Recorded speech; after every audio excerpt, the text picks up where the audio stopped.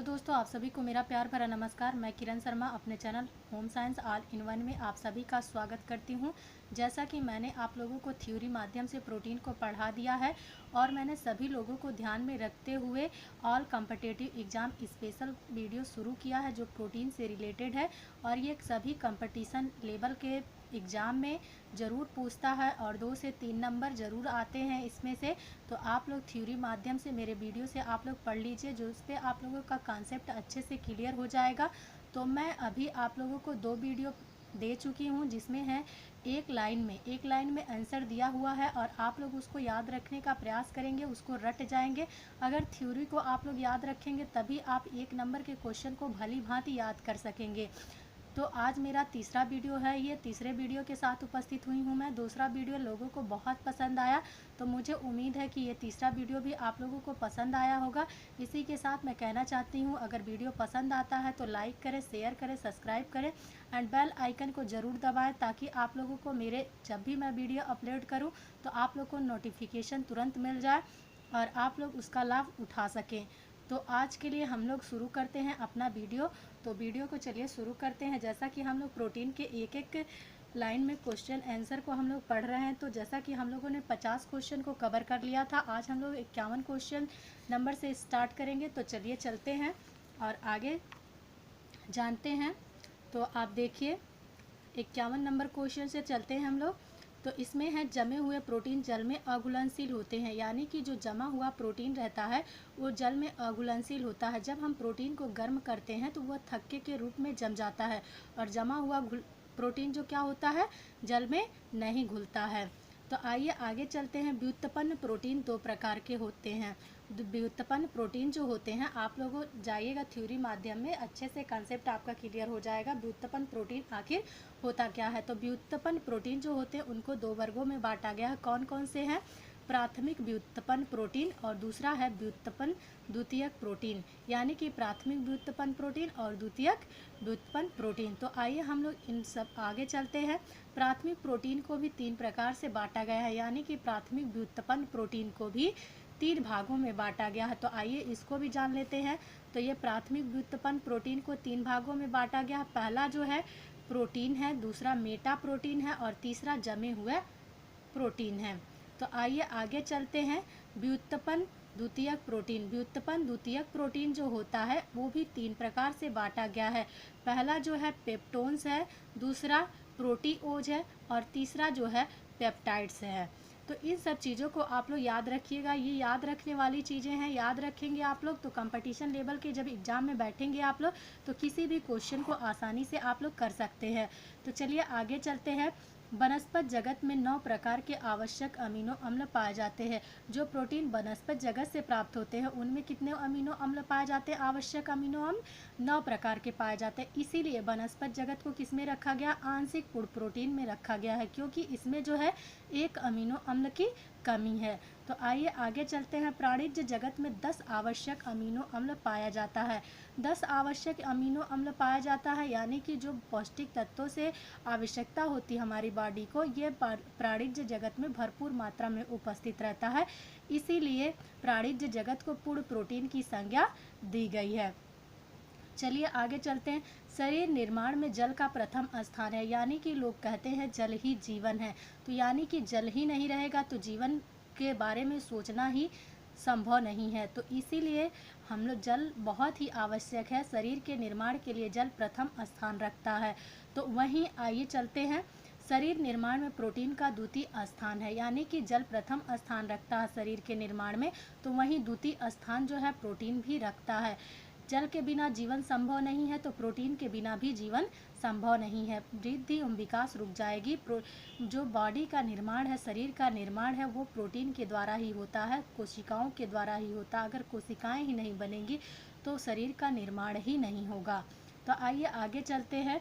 शरीर निर्माण की लघुत्तम इकाई कोशिका होती है, यानी कि जब शरीर का निर्माण होता है तो वो कोशिकाओं द्वारा होता है और उसकी लघुत्तम इकाई जो होती है वो कोशिका होती है। शरीर निर्मित करने के लिए कोशिका की अत्यंत आवश्यकता होती है। शरीर जो निर्माण होता है वो कोशिका के द्वारा ही निर्मित होता है।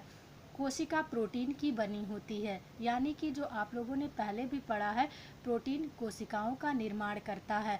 तो यानी कि कोशिका जो होती है वो प्रोटीन की बनी होती है। तो आइए आगे चलते हैं। शिशु जन्म के समय वजन 2.5 से 3 केजी होता है। शिशु जब जन्म लेता है तो उसका वजन कितना होता है?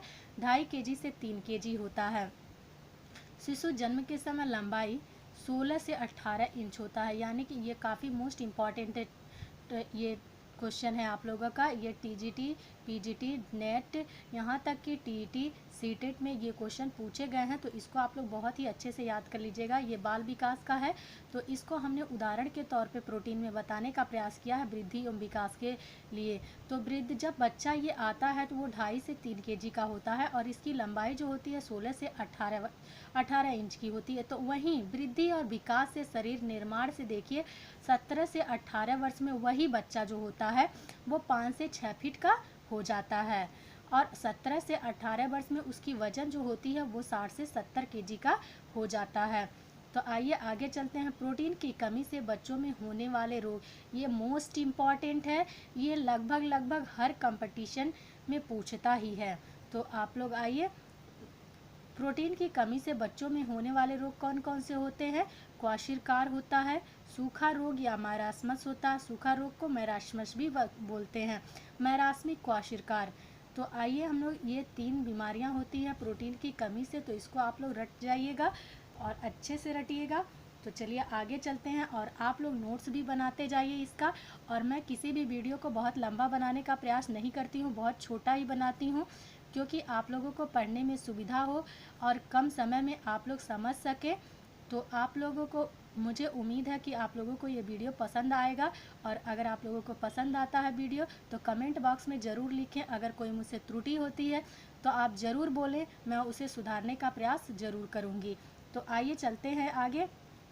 क्वाशिरकार 1 से 4 साल के बच्चों में होता है। क्वाशिरकार बीमारी जो होती है प्रोटीन की कमी से, वो 1 से 4 साल के बच्चों में होती है। तो आइए आगे चलते हैं। क्वाशिरकार प्रोटीन की कमी से होता है। क्वाशिरकार जो होता है वो प्रोटीन की कमी से होता है, यह तो पहले ही आप लोग जान चुके हैं। क्वाशिरकार उन बच्चों को होता है जो चावल का सेवन करते हैं। यानी कि उन बच्चों को होता है जिनकी माँ जो है दूसरी बार, बच्चों में अंतराल नहीं रहता है। यानी कि एक बच्चा अभी आया है, 1 साल भी नहीं हुआ, दूसरा बच्चा आ जाता है, तो माँ अगर उस बच्चे को जो स्तनपान छोड़ चुका होता है तो उसको क्या है, चावल ज़्यादा भोजन में देती हैं, खिचड़ी देती हैं, चावल का हलवा देती हैं, चावल देती हैं। तो उस बच्चे को इस कंडीशन में क्या होता है, क्वाशिरकार रोग हो जाता है। तो आइए आगे चलते हैं। क्वाशिरकार का पता, क्वाशिरकार का पता कब चला? क्वाशिरकार का पता सन 1935 में चला था। यानी कि क्वाशिरकार की खोज जो हुई थी, क्वाशिरकार बीमारी की खोज जो हुई थी 1935 में हुई थी। और किसने किया था इसको भी जान लेते हैं। क्वाशिरकार की खोज सिसली विलियम ने किया था। ये काफ़ी मोस्ट इम्पॉर्टेंट क्वेश्चन है, तो इसको आप लोग रट जाइएगा। क्वाशिरकार की खोज सिसली विलियम ने किया था। तो आइए आगे चलते हैं। क्वाशिरकार एक अफ्रीकन शब्द है। कभी कभी क्वेश्चन में ये भी पूछ लेता है क्वाशिरकार कैसा शब्द है, तो ये अफ्रीकन शब्द है। क्वाशिरकार का अर्थ, क्वाशिरकार का अर्थ आखिर क्या होता है? हर चीज़ का अर्थ होता है ये अपना अलग अलग। तो क्वाशिरकार का अर्थ क्या होता है, इसको भी हम लोग जान लेते हैं। क्वाशिरकार का अर्थ होता है वह रोग जो पहले बच्चे को दूसरे बच्चे के जन्म के बाद होता है। यानी कि पहला जो बच्चा होता है वो कम समय माँ का दूध पीता है और वो दूसरा बच्चा आ जाता है, तो पहले बच्चों को ये बीमारी हो जाती है। वो अपने सेवन में अगर ज़्यादा से ज़्यादा चावल लेते हैं तो हो जाती है। तो एक बार और देख लेते हैं हम। क्वाशिरकार का अर्थ क्या होता है? वह रोग जो पहले बच्चे को दूसरे बच्चे के जन्म के बाद होता है। तो आगे चलिए, मुझे उम्मीद है कि आप लोगों को पसंद आ रहा होगा, समझ में भी आ रहा होगा। तो चलिए आगे। प्रोटीन की कमी से यकृत में वसा का जमाव हो जाता है। जब प्रोटीन की हमारे शरीर में कमी हो जाती है तो यकृत में जो है वसा का जमाव होने लगता है। प्रोटीन की कमी से त्वचा रुक्ष शुष्क हो जाती है। यानी कि जब प्रोटीन की कमी हो जाती है हमारे शरीर में और किसी बीमारियों से ग्रसित हो जाते हैं तो क्या होती है, त्वचा जो होती है शुष्क हो जाती है, रुक्ष हो जाती है, बाल चमकहीन हो जाते हैं प्रोटीन की कमी से। आइए आगे चलते हैं। प्रोटीन की कमी से शरीर में ट्रिप्सिन, लाइपेज, काइमोट्रिप्सिन, अमाइलेज आदि का निर्माण नहीं होता है। जब हमारे शरीर में प्रोटीन की कमी हो जाती है तो क्या होता है, प्रोटीन की कमी से ट्रिप्सिन, लाइपेज, काइमोट्रिप्सिन, अमाइलेज आदि का निर्माण नहीं होता है, जो कि हमारे शरीर के लिए इनका निर्माण बहुत ही आवश्यक है। नहीं होता है प्रोटीन की कमी के कारण। तो मुझे उम्मीद है कि ये वीडियो आप लोगों को पसंद आया होगा। तो आप लोग इसी तरह मुझ पर प्यार बनाए रखिए अपना।